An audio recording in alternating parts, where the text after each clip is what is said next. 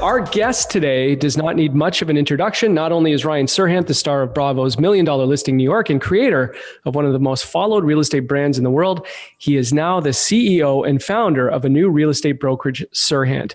Additionally, Ryan just released his newest book, Big Money Energy, where he shares personal stories and actionable steps to help you adjust your mindset, achieve goals, and attract more success in 2021 and beyond. Ryan, welcome back to the Run GPG podcast.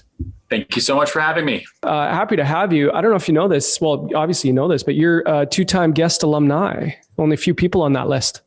Wow. Do we get I was going to say, do we get a party? But then parties are illegal still. So I guess we just get the acknowledgement.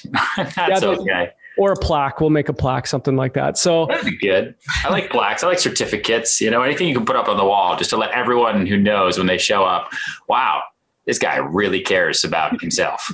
That's important. Exactly. Can't deposit that in the ATM though. Yeah. So listen, a lot's happened in the last year in the real estate industry, as you know, and in your world as well. So it's going to be good to get your perspective on things. I've said this many, many times before on this show, that you'll see a difference between those who are successful and those who aren't successful really quick coming out of the COVID situation, because they've navigated the changes real well, or they've adapted quicker than anyone else. And I definitely put you in that category by a mile. First of all, the new brokerage, congrats on that. And secondly, the new book, Big Money Energy. So I'm looking forward to discussing those in a bit more detail. But first, before we talk about the current state of things, we need to put things into perspective and look back at 2020. So the first question here, you were in the heart of it right there in New York City for the pandemic. And from a business perspective, how was the real estate market and your personal production affected last year? Like, how did your team cope with the pandemic? It was a massive 10,000 car pileup. The beginning of 2020 was off to an incredible start. New York is a market in and of its own. It sits in a bubble. When it's hot, maybe the rest of the country isn't. When it's down, maybe the rest of the country isn't. And it moves in different directions every day because the buyer base here is so scattered. Right? There's no one singular type of buyer where, one industry could be affected and that hurts the entire market, which you have kind of everywhere else. Here, it's a domestic mostly, but internationally fueled housing market. So it poses some unique benefits but a lot of unique challenges. So we've been in a tough market the last 5 years. We've been in a buyer's market since, some will say 2016. I think I'll really say 2015. So at this point now, almost 6 years, but definitely 5. And it finally felt like, wow, things are starting to turn at the beginning of last year. We had great contracts out. We had people saying, all right, you know what, we're going to go buy and let's figure this out. We'll get through the election. It's all going to be fine. And then screeching halt in March, the day the city shut down, we basically lost every single deal that was on the table. In part because we were the epicenter, right? Like we were on the news. New York had the bodies on the FDR. We had the tents in Central Park. We had the ship with the Red Cross coming to save our lives. Like people were, banging pots and I don't even remember when that stopped, but like that, 7 p.m. every day, it was nuts, completely nuts. And so everything stopped. And I spent basically March, April, May, and June holding on to the deals that we could, trying to close the ones that we could. Everything got renegotiated if they did close, and really putting a hold on all new business, which because I couldn't show apartments either because we couldn't go outside, and I couldn't film because filming got shut down. Filming actually got shut down until September. We said, you know what, we got to keep our routine, keep busy, keep the work going, even if we're all stuck at home, and let's get to work and let's shake things up. And that's really when, while everyone else was freaking out, I wrote my new book, Big Money Energy, and we built the new company, which we then took public in September. Yeah. So as mentioned, you didn't sit on your ass. You're out there making things happen. Obviously, like you just said, you opened the new brokerage called Serhant. Again, congrats on that. Great look, great looking brand. What was the catalyst behind that? And why did you make that move during the pandemic? Yeah. Well, I'd kind of always known that I was either going to stay where I was and life would be great, or I would not do that and go and start my own thing. I would never go to another firm or just sit complacent. No. Like I'm a firm believer that if you're not growing, you're dying. You've got to consistently pivot, change, stay flexible, do new things, if only to kind of not get bored, right? And so I'd always been thinking like 2020, that sounds like a great year to do this, right? It's going to be the beginning of a new decade, 2020 vision, all that. It just felt like the stars would align to create a great marketplace for me to launch a brand new business. So I'd kind of gotten the wheels in motions a little bit towards the end of 19. And we were just sort of like dragging our feet because we were so busy in June and February, just so many sales. It was insane. And then the market fell out, the world shut down. It became complete insanity. And I had like a day maybe where I was thinking about not moving forward and not doing it. But then I thought, you know what?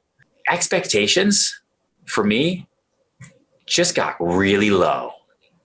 I don't have to launch a firm with a parade down Fifth Avenue anymore. I don't have to come out with fireworks. That's illegal. I can now slow down my business where I am because it's slow anyway. And I can launch my new brokerage in the middle of a pandemic. And I don't think anyone else is going to do that. So maybe I'll be able to make a lot of noise. And all people are going to care about is, whoa, why? Are you okay? Like, that's awesome. Let's just do that. And then we just went guns blazing and full steam ahead. It's exactly what happened. No one else started a real estate firm in 2020 except for us. And every year before that, multiple new real estate brokerages and real estate development companies and you name it are started, right? Like every other week in New York, except for 2020. And it just proved to be a great example of when people zig, you zag. Mm-hmm. Yeah, that's a good way of putting it. I remember talking to you about this before, and it was basically, the topic was the death of the big box brand. And more agents are asking the question these days, what do I get from my company? What do I get from my brokerage? And pre-pandemic, you could kind of see things slowly changing, with the brokerage community and with everything that happened last year, we saw it speed up the inevitable, right? Yeah. Agents realizing maybe they don't need bricks and mortar, clients' shopping behaviors obviously changed and so on. So what are your thoughts on the changing landscape of the real estate industry, particularly from a brokerage point of view? And I ask this because like what we found out, we had a very high producing team, actually multiple teams, 5 teams across the country. And then when we flipped, we realized we were in, kind of 2 businesses. We were serving our clients, but we were also serving the agents, and we also discovered that, what we've been saying for a while is that the brokerage community needed a shakeup. So what's your perspective on that now that you're running a firm?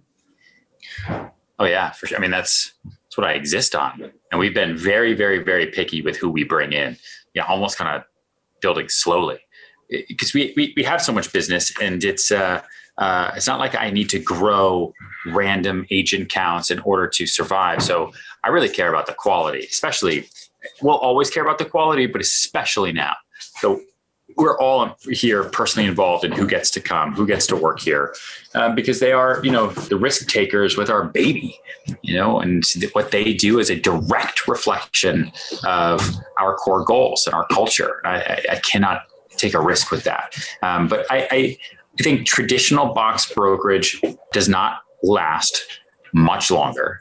I think the overhead will crush you. It doesn't make sense. And there's too much competition and no one needs to be at a desk anymore. And 2020 really, really, really, really, really showed us that. And so I think that, it is our place now where we have a physical footprint, but everything else is in the cloud, right? And we exist in a space where real estate, media, and tech collide. So the media builds the stories and builds the brands for the agents and the properties. The tech allows us to amplify it to the largest audience possible and allows the agents to be as productive as we can. And the brokerage gets it sold. And round and round and round we go. Mixed in with some training, right? Because training is a huge part of it's a big part of what we do here, is the education platform. And so our agent growth comes through the best trained people who come out of our program. Is there anything you wish you knew before you started a real estate brokerage? Because it's not for the faint of heart, right? It's not. It's all new stuff, all new problems. I mean, I don't know. We were pretty well educated getting into it. I think that costs compound, but we're in a very unique market here in New York, right? No matter how soft the market is here, like everything is still obscenely expensive, right? The rent is expensive, the food is expensive, the cost, the memberships, everything is just incredibly expensive, and the margins for brokerage are very, very, very tight. And, it's a learning process for us, but it's okay. There's nothing else too much, that I wish someone would have told me, like a surprise where it's like, oh no, I didn't know that. I think it's great, to be honest. I couldn't be happier. I wake up more excited than ever before, in part because, you have a closing and you just see the wire that day. It's an amazing, and I do the math. If they're listening, great, but my past brokerage, I do the math with every deal as to how much I don't pay them. And it's just the greatest thing ever. It's reverse. Whereas before I used to be like, oh man, they better give me some good mailers for this, but at the same time, I keep that very, very much in mind for my agents, right? I want to make sure that they understand with what they're paying into Serhant, that they have, that they see great value. And I'm like, that's very much top of my mind, because I don't want to create another me, someone who's really successful who then, gets resentful of wired, and they're like, I don't want that. I want everyone to be excited. I want them to be happy. I want them to crush it. I want them to be like, dude, I just closed this. We're all going to, have an awesome time, and really, really go through it. Yeah. I mean, it's like we said, it's a whole different business in a way, once you get into the real estate brokerage space. Okay, let's talk about the book again. Congrats. Big Money Energy: How to Rule at Work, Dominate at Life, and Make Millions. I read it really fast, actually. Loved it. Great timing, great message. I think it's so relevant right now, as we were just talking about. The past year's been challenging for so many. And I think a lot of people, they've lost their jobs. They're rethinking their careers. They're tired of working from home. They want to make a change. They're afraid to do it. Sales agents, especially, they've lost control of their routine, lost their mojo, as we say, their momentum. I think the book does a good job of putting things in perspective and relieving a bit of anxiety through your personal experiences and actual steps that can be taken to improve mindset, to improve motivation, and ultimately success. It's also hilarious. I laughed out loud quite a few times. It's an entertaining read. So the question is, why did you write the book, and what exactly is Big Money Energy? Good questions. My first book, Sell It Like Serhant, I wrote over the course of 10 years.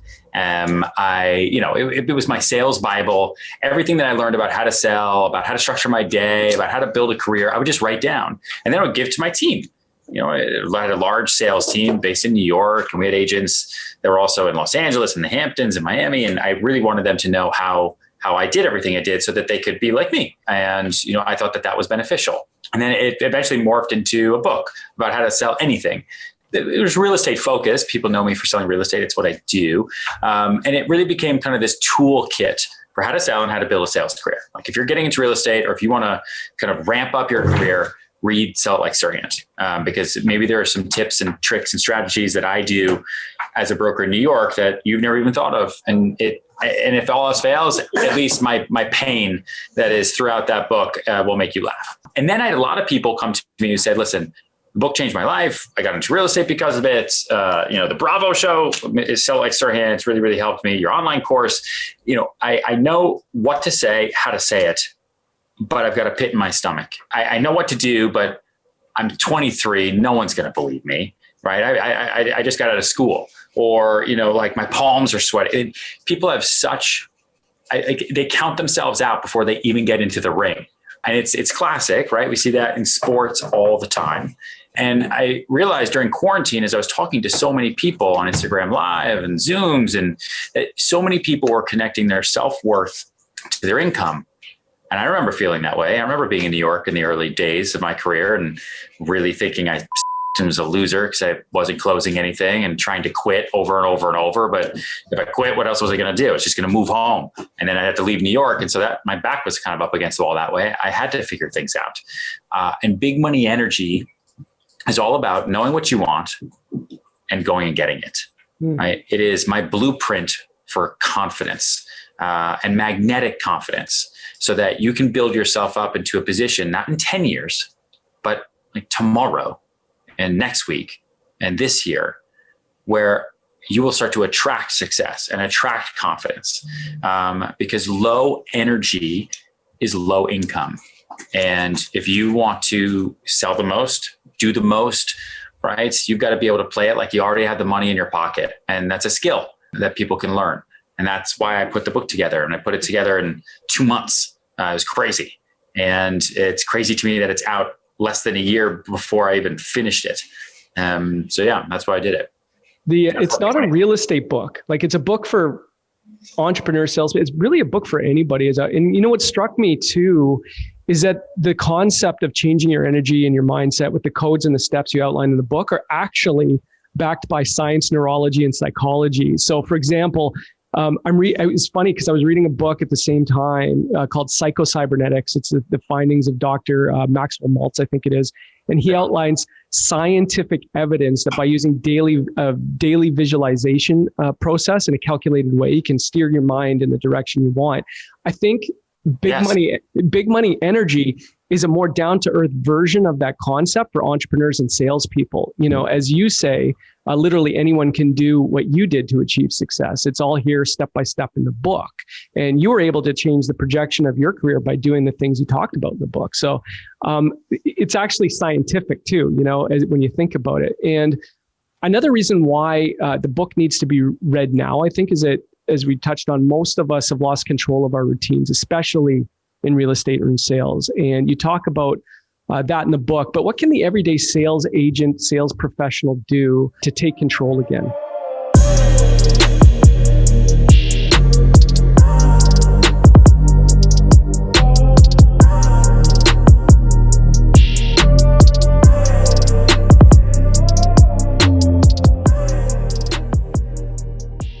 What can the everyday sales agent, sales professional do to take control again?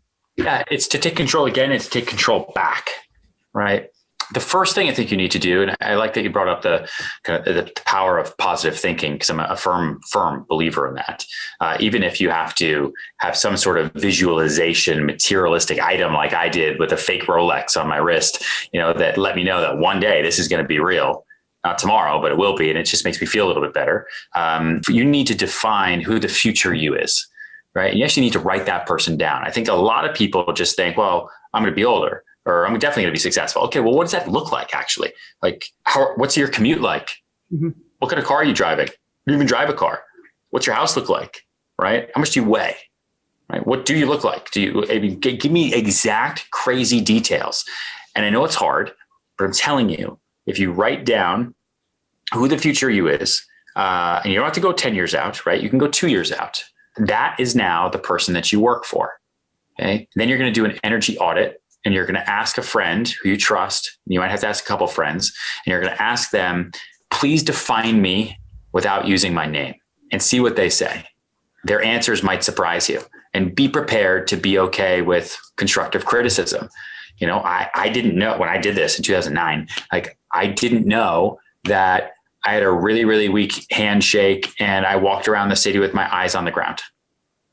I didn't realize that I hadn't gotten over that idea of being nervous with making eye contact with people when I was in high school and college. And it was transcending into my real estate business, which made me look and feel unconfident. So of course, people weren't going to rent or buy with me. Right. I wouldn't rent or buy with myself. But I didn't know that. Right. I thought everything was fine. I'm right. This is the guy that I am, until I asked for that feedback.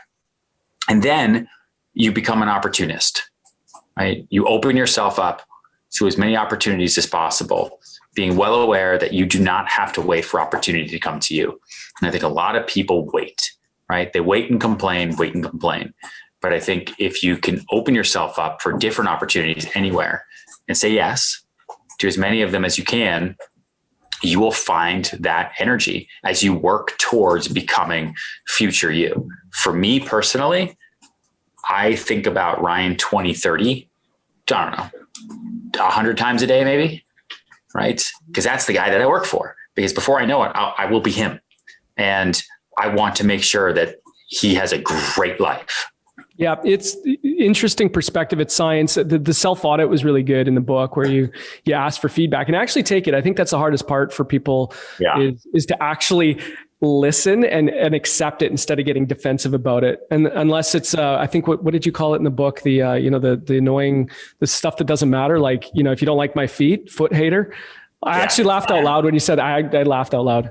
That was good. The other one I liked was the other one that cracked me up was when you were on, I think it was a second audition, and you could, you could take it or leave it because now you're making money, you're doing your thing, and you were like, I got a job now, or something like that, and I just died. I thought that was funny. With Ben Stiller for that's the one for While We're Young, for that movie. Yeah, it was like it was the minute I quit trying to be an actor was the minute I became one. It's just so crazy. It's the minute they reached out to me. It's like, I don't have time for this. You sit down, you don't care. You don't ooze desperation out of your pores. You walk in there confident about, anything else, and you're good to go. You give some codes and tips to help for the new year, like kill problems that pollute. Can you explain that? Yes. A lot of people let others steal their minutes, and they allow problems and they allow other people to pollute their entire day, which is bad, right? So if you think of yourself as kind of this moving body of water, a small problem could pollute the entire body of water and you don't even realize it, right? Or they could pollute an entire deal. And so you want to kill all problems, right, from the get-go. No procrastinating. This is what successful people do, right? They're quick. They're action takers. They're not action thinkers.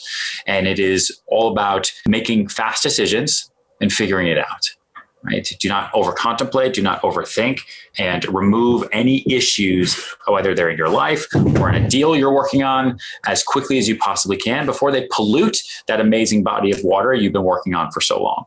Yeah, really good. And the other one is just say yes, even if you don't feel ready. I like that. Can you break it down just from your perspective? I mean, listen, as an example, okay, you'll always figure things out. I got into real estate by saying yes to a friend who said you get your license. And it's like, dude, I don't know anything about real estate or brokerage. I don't even know the streets in New York City. I know how to get to different auditions and things, but what? I have to show, what do I do? Just turn lights on? But you figure it out, right? As a very clear and extra large example. 2 weeks ago, a client that I was working with on the Upper East Side of New York City asked me if I did Florida. I don't really. I'm based in New York. Typically I would refer, but in that moment, and I'm thinking about the book, Big Money Energy. I had the book taped to my hand. If anyone follows me on social, it was taped to my hand for like a month. And I said, yep, absolutely. So, all right, I want to look at things in Palm Beach and Miami. I said, no problem. Quickly called up agents I knew in Florida and said, listen, I need options. I don't know. Send me things. He's a wealthy guy. So send me things that are 5 million, 20 million. Send me options. So they did. Sent to him. We then basically narrowed it down to Palm Beach. He's like, I want to go see things on Thursday. It's like, oh, Jesus.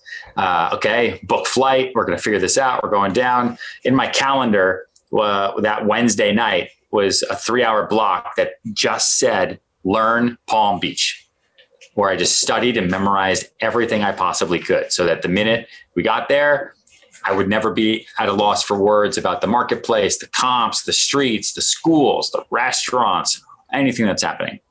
We got there and showed him a bunch of houses, and we kept pushing our budget and pushing our budget and pushing our budget. And the next day he bought a house for just over $130 million. And it closed yesterday. It's all over the press right now. It's been completely insane. It's the most expensive home sale ever in the state of Florida. And it's the second most expensive single family home in the history of the United States, because I said yes when he was like, hey, do you do Florida? When typically I would have said, well, I have a team there. I've got people there. I've got this. Now, if he weren't as wealthy as I knew he was, would I have said yes? I don't know. If someone says, hey, we're looking for a $600,000 condo on the Bay, probably not. I'll refer you because of the value of my time. And I did not know that he was going to buy something for just under $140 million. But I knew that if he's serious, he's going to buy something for 10, 20, and that's worth my time. Little did I know that I could upsell him by an additional 100. But dude, just the power of saying yes, putting yourself in, the ability to make opportunities, right? And I had a book called Big Money Energy taped to my hand. It's awesome. Talk about the power of positive thinking. I honestly, this is not a push for the book, but there is something about having done that. Like, I didn't know that buyer 3 weeks ago. I didn't know him. There's something about how the stars align and something bigger than me as I'm thinking about future you and carrying positive energy through your day so that you can attract success. And I do the biggest deal of my entire life. There's something real to that. And you can manifest it. You don't need to tape a book to your hand, right? You can manifest it if you think about it. So if you read the book and you think about future you and you understand that you are the best every day, you will be the best, right? Isn't that what, not to bring in sports, but is that what Tom Brady does, right? Like and we watched it in the Super Bowl, right? That guy believes without a single bit of hesitation since the day he started playing football that he is the absolute best and everyone should be worried. He just believes it. Super nice about it, but he believes it to the point where other players playing against him get on the field and their confidence is rattled because they're like, holy shit, maybe he is, maybe I'm not. Yeah. And then like the Kansas City Chiefs played the worst game of their entire season because they were going up against a guy where in their mind, they weren't thinking about playing good. In their mind, I'm telling you, every single one of them was, dude, Tom Brady took the Buccaneers to the Super Bowl. Instead of focusing on themselves and how great they were, they came into that game on defense, right? Nervous about the other guy, and it works. It's crazy. Such a good parallel. Like he was in their heads, he's the guy. He was in their heads. Opportunities present themselves. I guess if you have to move from Washington after 4 years to Florida, I guess that would do it. That would push up his budget maybe, right? Sounds like the president was moving 130 mil. Yeah. I don't know how many people are buying homes for 130 mil. Like, yeah, something like 9,000 a square foot. Jeez, man. One of the things you talked about that I thought was really interesting is you talk about getting over past work PTSD. And I think all real estate agents have some form of PTSD. Like I think for you were talking about how you were on vacation, you were sitting on the beach and you got a call from a client, right? Yeah. And you had to apologize for it or felt like you had to apologize for it. And then you kind of shifted your mindset. And that's PTSD in a way. Real estate it's natural. You're going to get some form of PTSD. You think you need to always be working. Yeah. And it's okay to always be working, right? But you also need to set expectations and be real with people. Like I didn't realize how easy it would be to keep the same level of business, if not more, by telling people that, hey, going forward, because I don't get to see my baby Monday through Friday, really, Saturdays are for the baby. Just FYI. I don't do appointments on Saturdays. Saturdays are for the baby. We'll watch Bubble Guppies. We're going to dance. She's a ballet dancer now. She speaks 0 words, but that's her day. And I look forward to it every single week. And people just get it, right? Even the crazy clients who don't get it, I make them get it. And so you need to, brush off past clients, past jerks, past money energy, and not let it pollute your amazing body of water. Like people hold that stuff in and they hold grudges and they carry that negativity into their next appointment, right? And then they wonder why people don't want to spend time with them. It's because negative energy is not attractive. And you don't think you're a negative person, but you're allowing everybody else to push their negativity onto yourself, which then to you manifests itself in a bad attitude, right? A grumpy attitude. And you are not living the biggest life you possibly could when you do that, right? Let other things go. Just move on. It doesn't matter. What matters is you 2 years from today. And what are you going to do to build that foundation to make sure her life, his life is amazing? Yeah. And so there's a bunch of things that I go into the book about how to do that. But dude, I have work PTSD every day. There's terrible things that happen.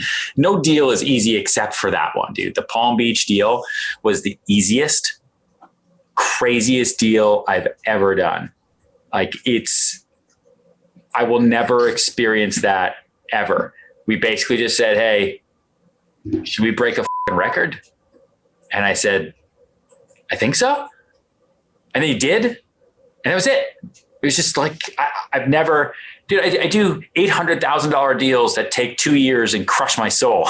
That's why you want to get into the luxury market. That's because those people do not have the time to mess around. They're not gonna care, right? I'm in the middle of a deal now that I think, just signed. I think, a buyer buying an apartment we negotiated a lot, buying an apartment for $7,150,000 and in Soho. And it's a developer he's buying it from, right? So my guy's regular, developer, seller. And the developer came back midway through and was like, you know what? We think this apartment is being let go for too little. We're not going to pay your closing costs because that was part of the deal, right? The closing costs on that in New York City come out to about $350,000. So all of a sudden now we're, $7.1 million, but now we're $350 away. And the guy got really pissed off. But in the matter of 2 minutes, he was like, arbitrage, I don't care, just get the apartment. It's worth it to me in the end. Right? Whereas it's to people that can't afford that, right? They wouldn't act that way. Yeah, that's very interesting. You brought that up. We find that, some of the biggest deals we do are some of the easiest as well, to the point you talked about. But getting there is not easy. No. But getting there to be able to have that level of confidence and experience so that those types of clients will gravitate towards you, which is what big money energy is all about, is not easy. And it shouldn't be easy, right? No, it makes sense. It makes sense. You also talk about achieving big money energy using the 3 M's. The 3 M's. Can you tell us what those are? Yeah. The 3 M's. It's be magnetic, shift your mindset, and maintain motivation. Those are my 3 M's, right? To success, to leading life with big money energy, with big magnetic energy. If people are attracted to what you bring to the table, not attracted to you, right? But what you bring to the table. And if you shift your mindset to understand that that's the way life works, okay? And you stay motivated, anything is possible. It'll take you a second, but absolutely anything is possible. Yeah, I agree with that 100%. You also talk about dressing for success, which I agree with completely. Can you give us your thoughts on looking the part? Yeah, I think I do talk about that a lot. Appearance is such a unique topic, especially now when people aren't in person. But I think that I've always felt that you have to dress in a way that is authentic to you, but is also respectful of the people you're trying to meet with. Like you can't, if you're the most comfortable in gym shorts and a sweatshirt, you don't show up to a client meeting that way or go to work that way because it's not respectful to other people. Like can put on regular clothes to come shopping and you didn't, so I'm not going to work with you, right? Your first impression is your last impression if you're not careful. Does that mean you have to wear a suit and tie like I do 6 days a week? No, you don't have to. I do it because the majority of my clients do. And so I do it out of respect for them. Most comfortable outfit for me is, jeans and a t-shirt. Right? I would do that all day long. And maybe one day I'll get to the point in my career where I'll never wear another suit in my life. But the suit also to this day still acts as a confidence costume for me. Like when I put on that suit and tie in the morning, even if I don't want to, it's go time. Like that's my racing outfit, right? It's like my astronaut suit. Like I'm going to the moon today and I'm taking this pinstripe suit and blue tie with me. But you need to dress for success. And one of the codes that we have in there is you cannot be successful until you present an image of success. Okay. And that is only not true for the very few and the very lucky. And so if you are one of the very few and very lucky, then awesome. And thank you for reading the book, but you really don't have to. For everybody else, a first impression is incredibly important. So make sure your clothes are clean, make sure they fit nicely, make sure you invest a little bit into them because that's kind of your office, right? Your outfit. Make sure you're aware of what colors work well with you and what colors don't, right? Like gray is not so great on me because it washes me out. My hair is gray and I've got kind of like a super pale pink tone to my skin. So I wear a lot of navy suits with pink ties. So if you see me I swear to God, like 4 days out of the week, I wear kind of the same outfit combo because that's like my power. Those are my power colors, and I go into it a lot more in the book. So I don't want to bore everybody, but it's, kind of how I present myself has been a big part of my career, right? Even on $1 Million Listing, people are like, he's a sharp dresser. Do you sell 3 bedrooms? Well, sure. Like it's part of the calling card. It's part of the costume. Yeah. I think I'm surprised how, sales agents and sales professionals are showing up these days. Well, I shouldn't say I sound like an old person, but they're just not paying attention. I think you need to pay a little bit more attention. We've talked about it before. I know it was interesting it was about a year ago. We showed up at a conference and we had the suits on. And then I looked around, everybody was in hoodies. I could not believe it. It used to be like years ago that these conferences, people were absolutely in suits. So I think the standard is, dropped a little bit as it relates to the business attire, but that's, like you said. Well, today, yeah. I mean, for sure. Yeah. Because everything is different, but I will tell you, I won business during the pandemic and during quarantine because when everyone would do Zooms and they turned their cameras on, everyone was at home. Everyone had, they were in like, a sweatshirt or, a button down, but they kind of looked like they were just, maybe not wearing pants. And then I would turn my camera on and I would be in the office in a suit and tie. And everyone was like, what, I don't understand, Ryan, what are you doing? Like I'm working. What are you doing? Like, but you don't have to now. Things are different. The world's different. I'm like, I totally get that. No problem. What are we talking about? Yeah. And people were like, that is commitment. That's who we want to have sell our building. Here's 460 apartments to go. And that works, right? It works.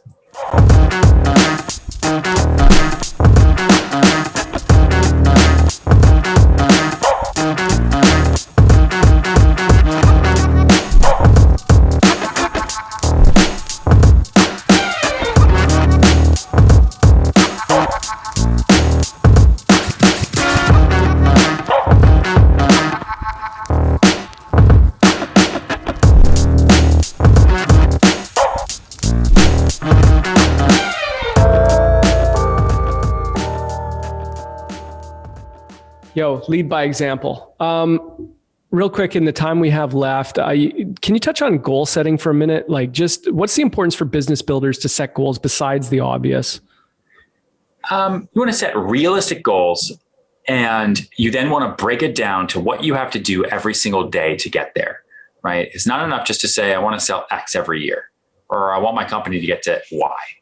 Do the reverse math and figure out what that means for you every month, every week, and every day, so that you actually have an action plan. Because I don't do anything in a week, right? I do everything in a minute. Things take minutes. That's why I'm so focused on my 1,000-minute rule. But I know that to hit my goals this year and to do them, right, I want to do 60 million a month. I want to bring on a new agent who has at least 5 years experience once a week, amongst other things. And they're written on a whiteboard and they're in my peripherals. They're like literally right there. You can actually can you see it? It's like right there. Well, you can't see it, but it's like right there. And as they change, I can adapt them and I can move them, but I'm moving towards a finish line, right? And that's what success is. It's doing what you say you're going to do. Mm-hmm. Yeah, like that's my biggest flex. I do what I say I'm going to do, and I do not negotiate. What's the most important thing for sales professionals and entrepreneurs to focus on in 2021? That's a good question. I would say, listen, focus on the future. Like we are now in 2021. Like every movie, right, that we grew up with watching, it was set now, right? This is the future.